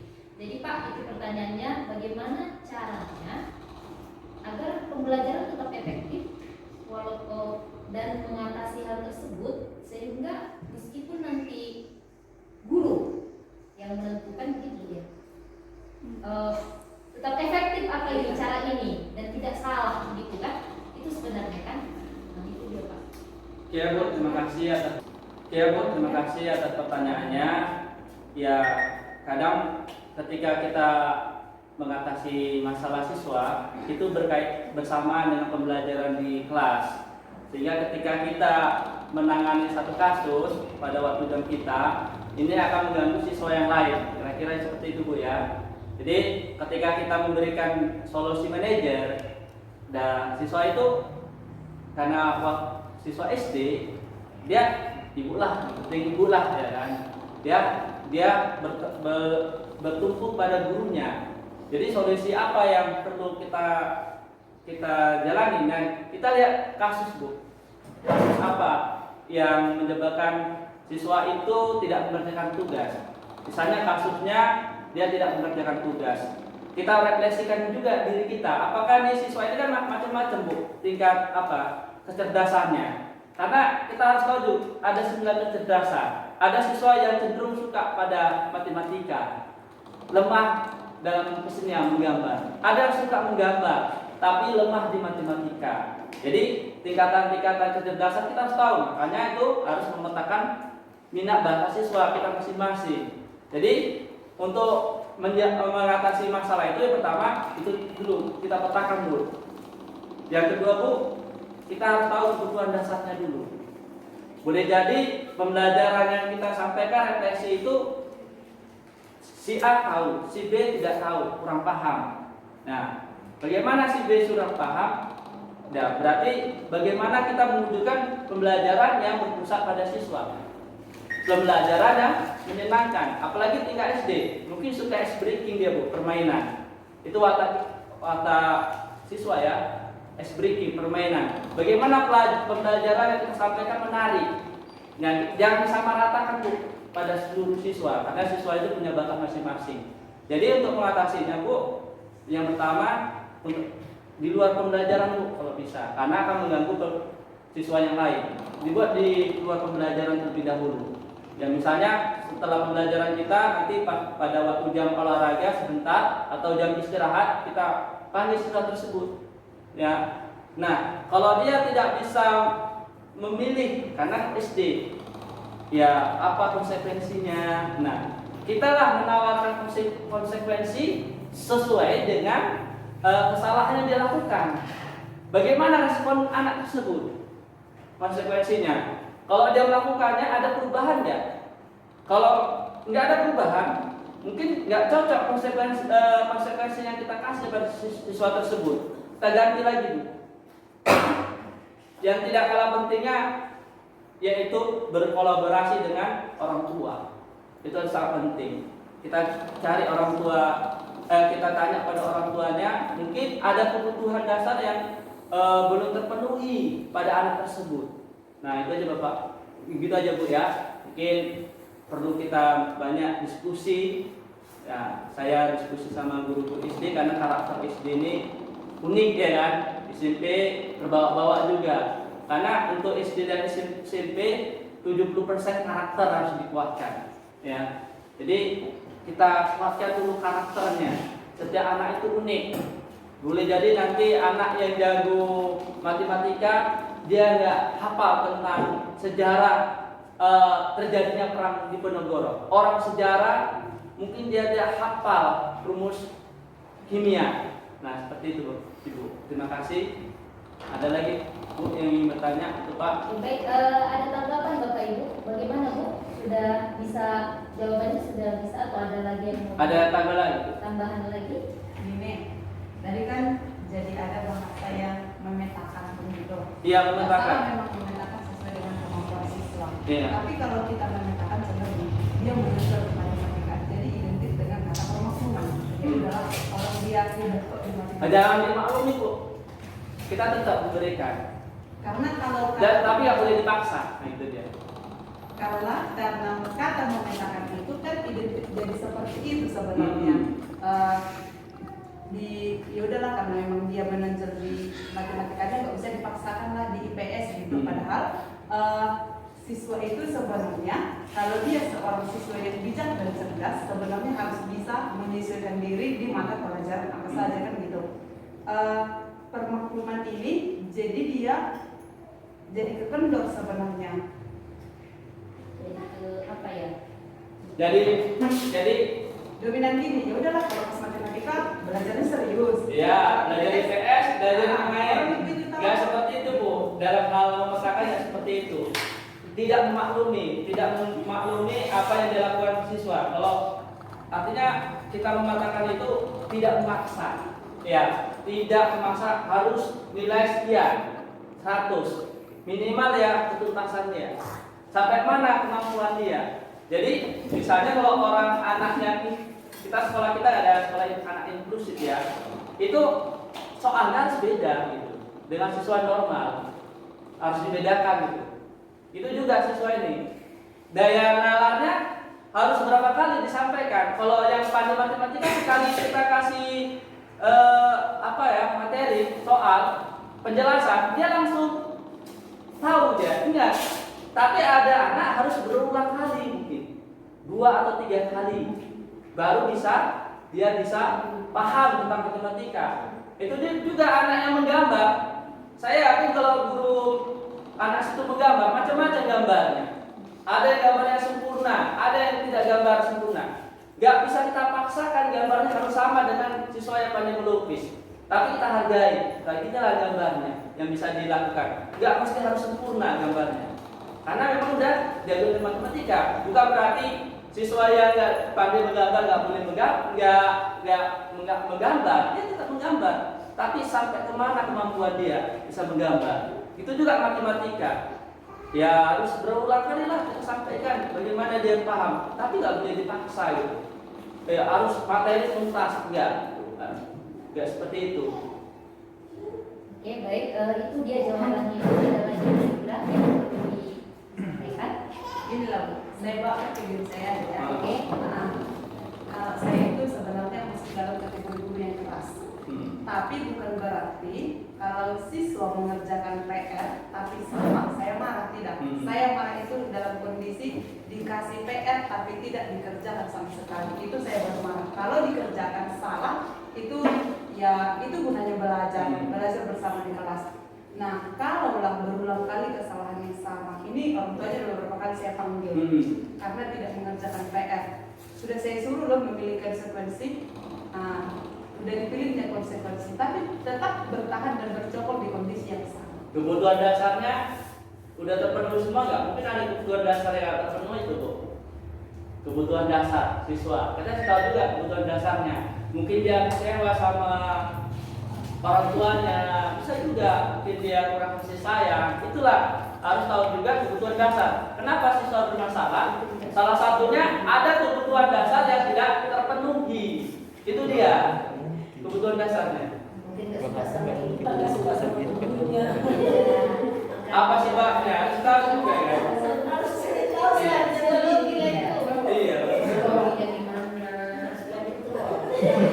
Lagi Bu, tujuan pendidikan membuat kebahagiaan dan keselamatan. Itu tujuan pendidikan yang ada di Utara, bahagia dan selamat. Jadi memang kita harus pakai tahapan yang tadi sampaikan Bu Bida, yaitu segitiga restitusi. Kalau jaga kembali lagi Bu, segitiga restitusi itu kita berulang kali. Dan memang ya nilai 9 kita lihat anak itu bisa 6, itulah mampunya. Ya menuntun aja kita sesuai dengan filosofi Ki Hajar Dewantara. Boleh jadi dia Bu nanti jadi pemain sepak bola yang handal. Karena pemain sepak bola handal nggak ditanya rumus matematika Pitagoras, ya kan? Itu juga. Makanya ada cerita segitiga. Itu kita alami semua sebenarnya. Berulang kali. Yang katakan itu saya langsung merasakan. Karena saya berulang kali menjumpai siswa seperti itu. Apa yang kita paksa Bu? Terakhir ada timbul rasa kecewa Bu ya. Ketika kecewa kita putus asa. Timbul rasa putus asa. Ya. Terakhir nah, itulah rasa putus asa. Padahal tujuan pendidikan itu buat orang bahagia dan selamat. Itu aja. Fokus ke dia nggak apa-apa. Oke, baik Bapak Ibu, terima kasih semua atas partisipasinya. Demikianlah acara workshop kita hari ini. Mudah-mudahan bermanfaat. Kurang lebihnya sebagai moderator saya meminta maaf. Assalamualaikum warahmatullahi wabarakatuh. Waalaikumsalam.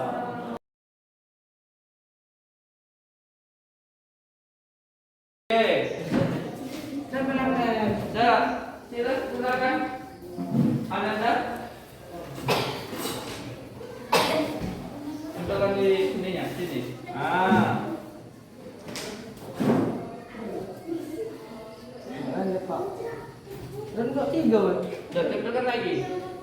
Oke.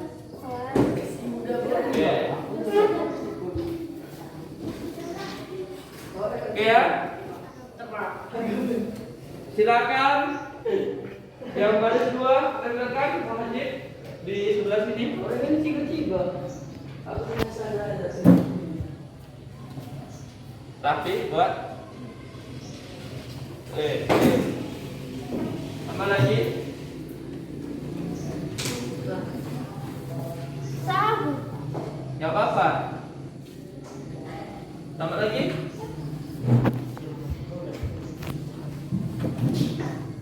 Dijarak ya. Nggak bisa ditelepon. Nah. Kan Ini ulangi pakai. Ini tulis ini ya. Ya, ya warna apa? Silakan. Sini. Ke sini dijarak. Oke. aku mau dua kali. Mau dua. Oh, warna apa nih? Kuning. Ini aja yang warna kuning.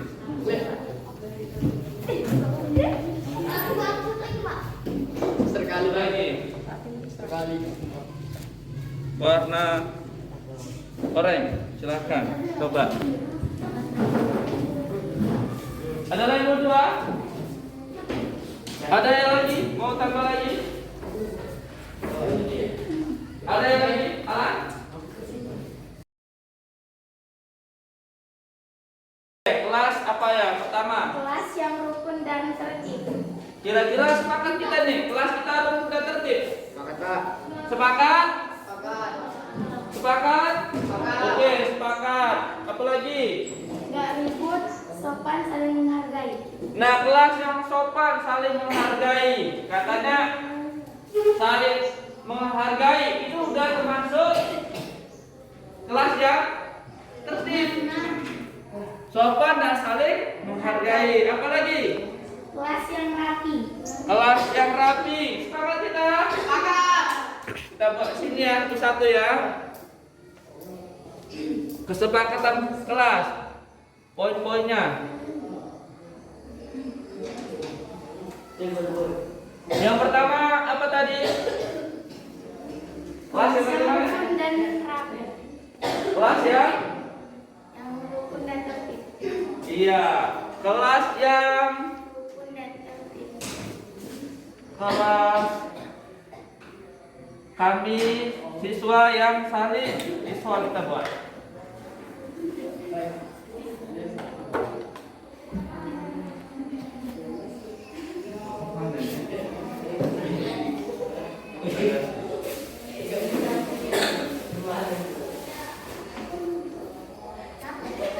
Siswa yang saling menghormati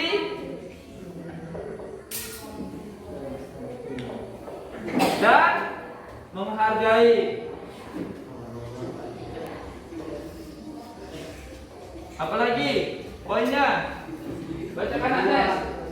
Gak ribut, sopan, saling menghargai. Iya, saling menghargai. Udah, menghormati, menghargai itu ya. Udah ya. Apalagi? Kelas yang rapi. Kelas yang rapi. Apalagi? Selalu menjaga kebersihan di rumah maupun di sekolah. Iya, kelas yang selalu menjaga kebersihan. Jadi apa kelas ini kita buat sini? Siswa ya. Siswa yang bertanggung jawab.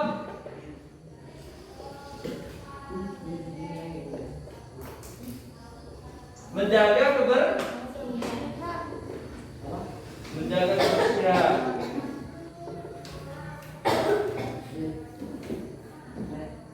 Oke, poin lagi, apa lagi? Situ. Selalu menjaga hati teman dan jangan selalu membuat kerusuhan. Nah ini ya, udah termasuk saling menghormati, menghargai kan? Iya, Pak. Oke, thank you. Terima kasih, tepuk tangan. Oke ya. Agnes sudah bacakan. Silakan yang warna merah ya? Ya, Pak Haji, silakan. Tepuk tangan, Pak Haji. Saling menghargai. Saling menghargai, udah termasuk kan? Udah, Pak. Oke, apa lagi? Iya, saling menghargai juga. Udah. Biar sama nggak masalah. Namanya kita punya apa? Buanglah sampah pada tempatnya. Udah termasuk ini kan? Siswa kita udah menjaga kebersihan kan? Udah termasuk. Apa lagi? Kelas yang tenang dan nyaman. Itu juga saling menghormati, menghargai. Itu pasti nyaman. Iya, Pak. Oke, tepuk tangan. Oke. Silakan yang nomor 3 siapa? Yang warna orange. Bacakan. Siapa yang bersedia? Oke. Dinda, tepuk tangan. Iya. Nih. Tertib saat belajar. Iya, siswa yang semangat untuk belajar. Betul nggak ini? Betul, Pak. Semangat belajar, mengerjakan tugas dari guru tepat waktu, ya kan? Hadir tepat waktu, ya. Siswa yang tidak absen, kecuali terpaksa karena sakit. Kalau sakit boleh buat surat sakit. Siswa yang semangat belajar, yang memiliki semangat belajar.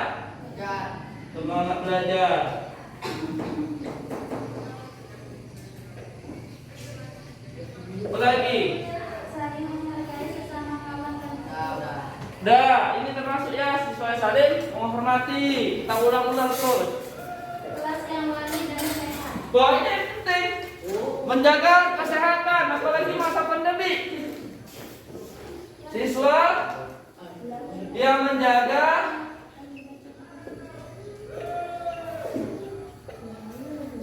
kesehatan dan keselamatan. Maksud keselamatan tahu nggak ini? Di sinilah termasuk tidak lari-lari, ya kan? Apalagi merokok, narkoba, memakai masker. Ini di sini poinnya. Ini yang termasuk ya. Tidak narkoba, merokok. Nah, ini dia. Berantem. Ini juga menjaga kesehatan dan keselamatan. Udah ada lagi? Saling menghargai teman dan rukun saat waktu belajar. Nah, ini penting. Saling menghargai teman dan guru. Hormati guru. Ya, tepuk tangan. Oh, ini yang lagi. Terakhir, silakan ketua. Pakai maskernya bagus.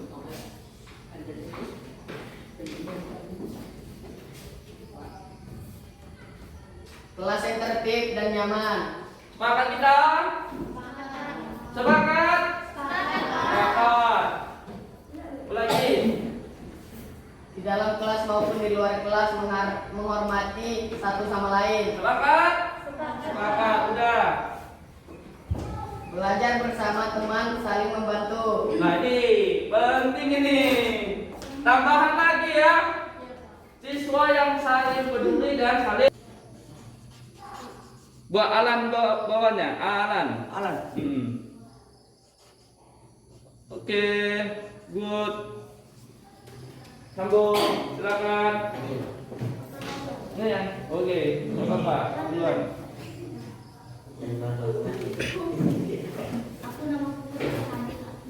Bawahnya, ya, naik sedikit.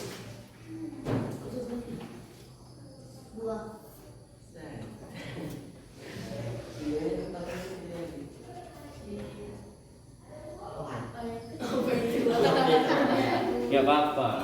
Ini nanti tanda tangan jadi menteri nih. Nilai berharga. Nanda, ya lanjut.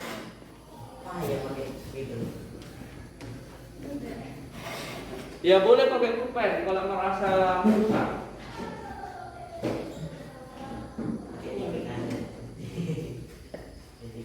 Oke, lanjut.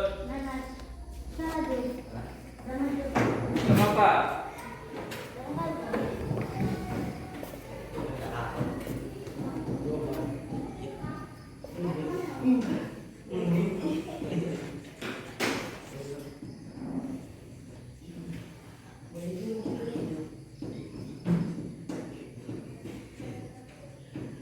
Lanjut. Ya lanjut aja cepat. Waktu kita tinggal 10 menit lagi.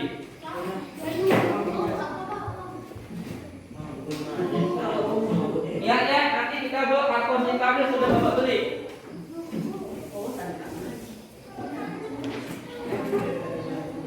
Lanjut. Next. Yang sebelah sini ya. Buat ya.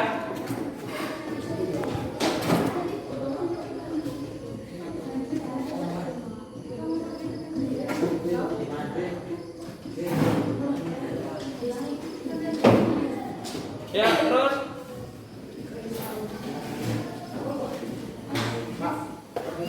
Ya.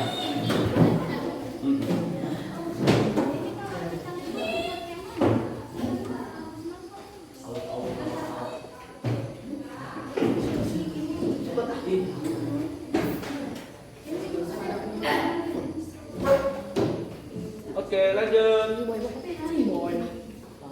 Inilah tanda tangan orang-orang sukses nantinya. Sukses dalam pertanian, ada sukses dalam pemerintahan, ada sukses dalam politik, ada sukses dalam bidang kesehatan.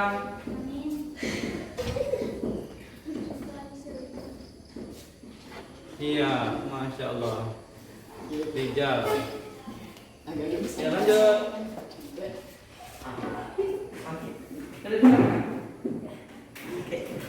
Bawa di bawahnya lagi ya. Rehat belum? Udah, rehat ya. Ini ya.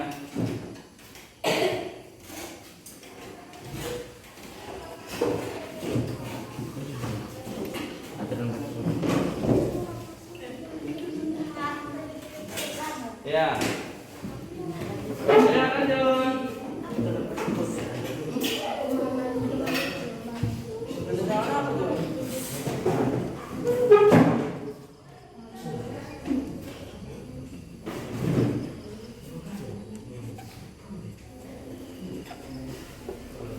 Lanjut. Sini aja Naswa. Enggak boleh.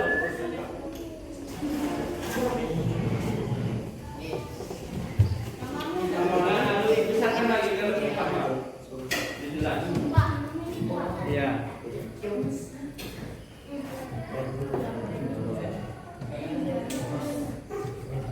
Lanjut.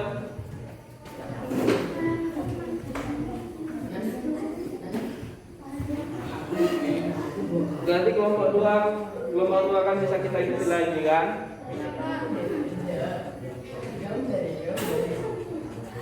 Lanjut. Apa lagi? Loh. Bawahnya.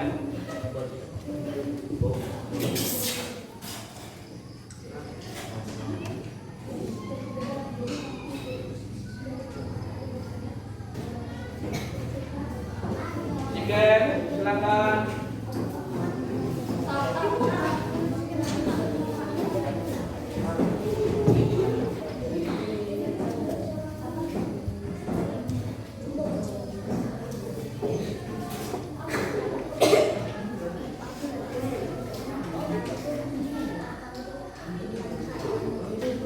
Oke, lanjut.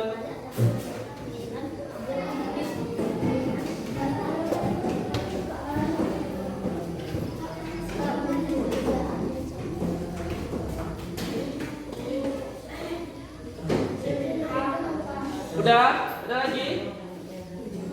Udah? Ini kesepakatan bersama ya.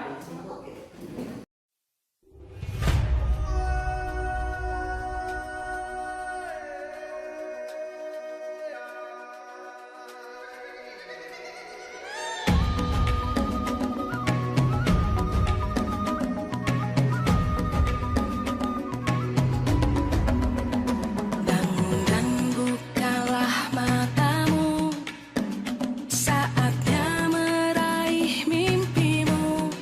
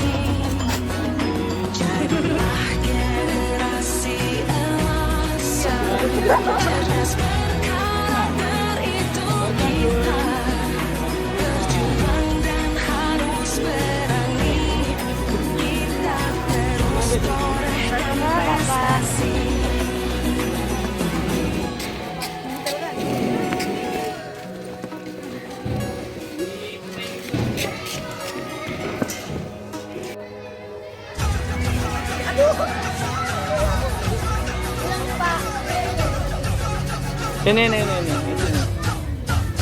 Kita belajar Pancasila, kita bernafas dalam sila-silanya.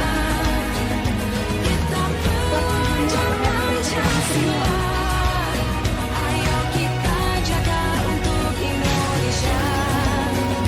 Kita belajar Pancasila. Tidak absen ya.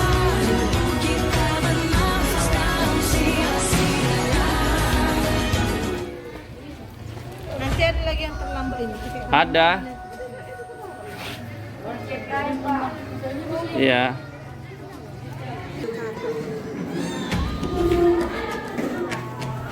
Pakai dulu, bagus. Sini. Wah.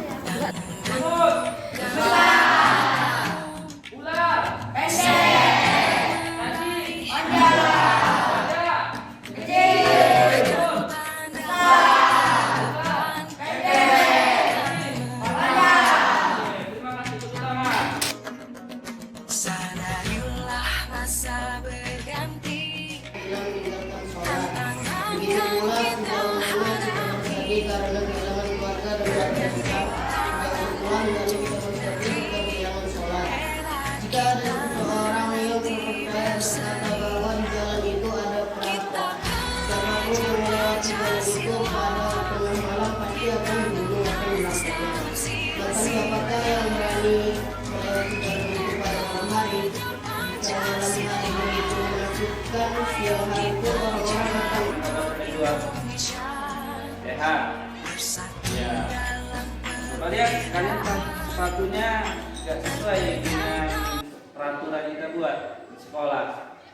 Sepatu Andrian sama Judika warnanya tidak hitam, warnanya hitam putih ya. Ya. Aturan di sekolah udah tahu mengenai soal sepatu Judika? Andrian? Saya yakin kalian punya alasan mengapa pakai sepatu warna bukan hitam, warna putih hitam. Ya namanya kalian ke sekolah di sini kan kita sudah ikut aturan. Biasa saja kalian pakai sepatu warna putih ya. Tapi saya yakin punya alasan tersendiri kenapa kalian memakai sepatunya tidak sesuai dengan kesepakatan kelas. Alasan Andrian pakai sepatu warnanya lain kenapa? Hilang sepatu warna aslinya. Hilangnya kapan? Yang mau vaksin sini. Pas kita vaksin? Sebelum? Mau masuk pertama Pak ke sini. Mau masuk pertama. Pelajaran baru ini tanggal 3. Ya. Hilangnya di mana? Di rumah sebelah sini. Hilang sebelah. Sebelah ada, sebelah nggak ada. Bapak yakin nggak jauh-jauh itu? Mana tahu desain dilempar itu, coba dicari. Nah, pelan-pelan nyarinya, serius.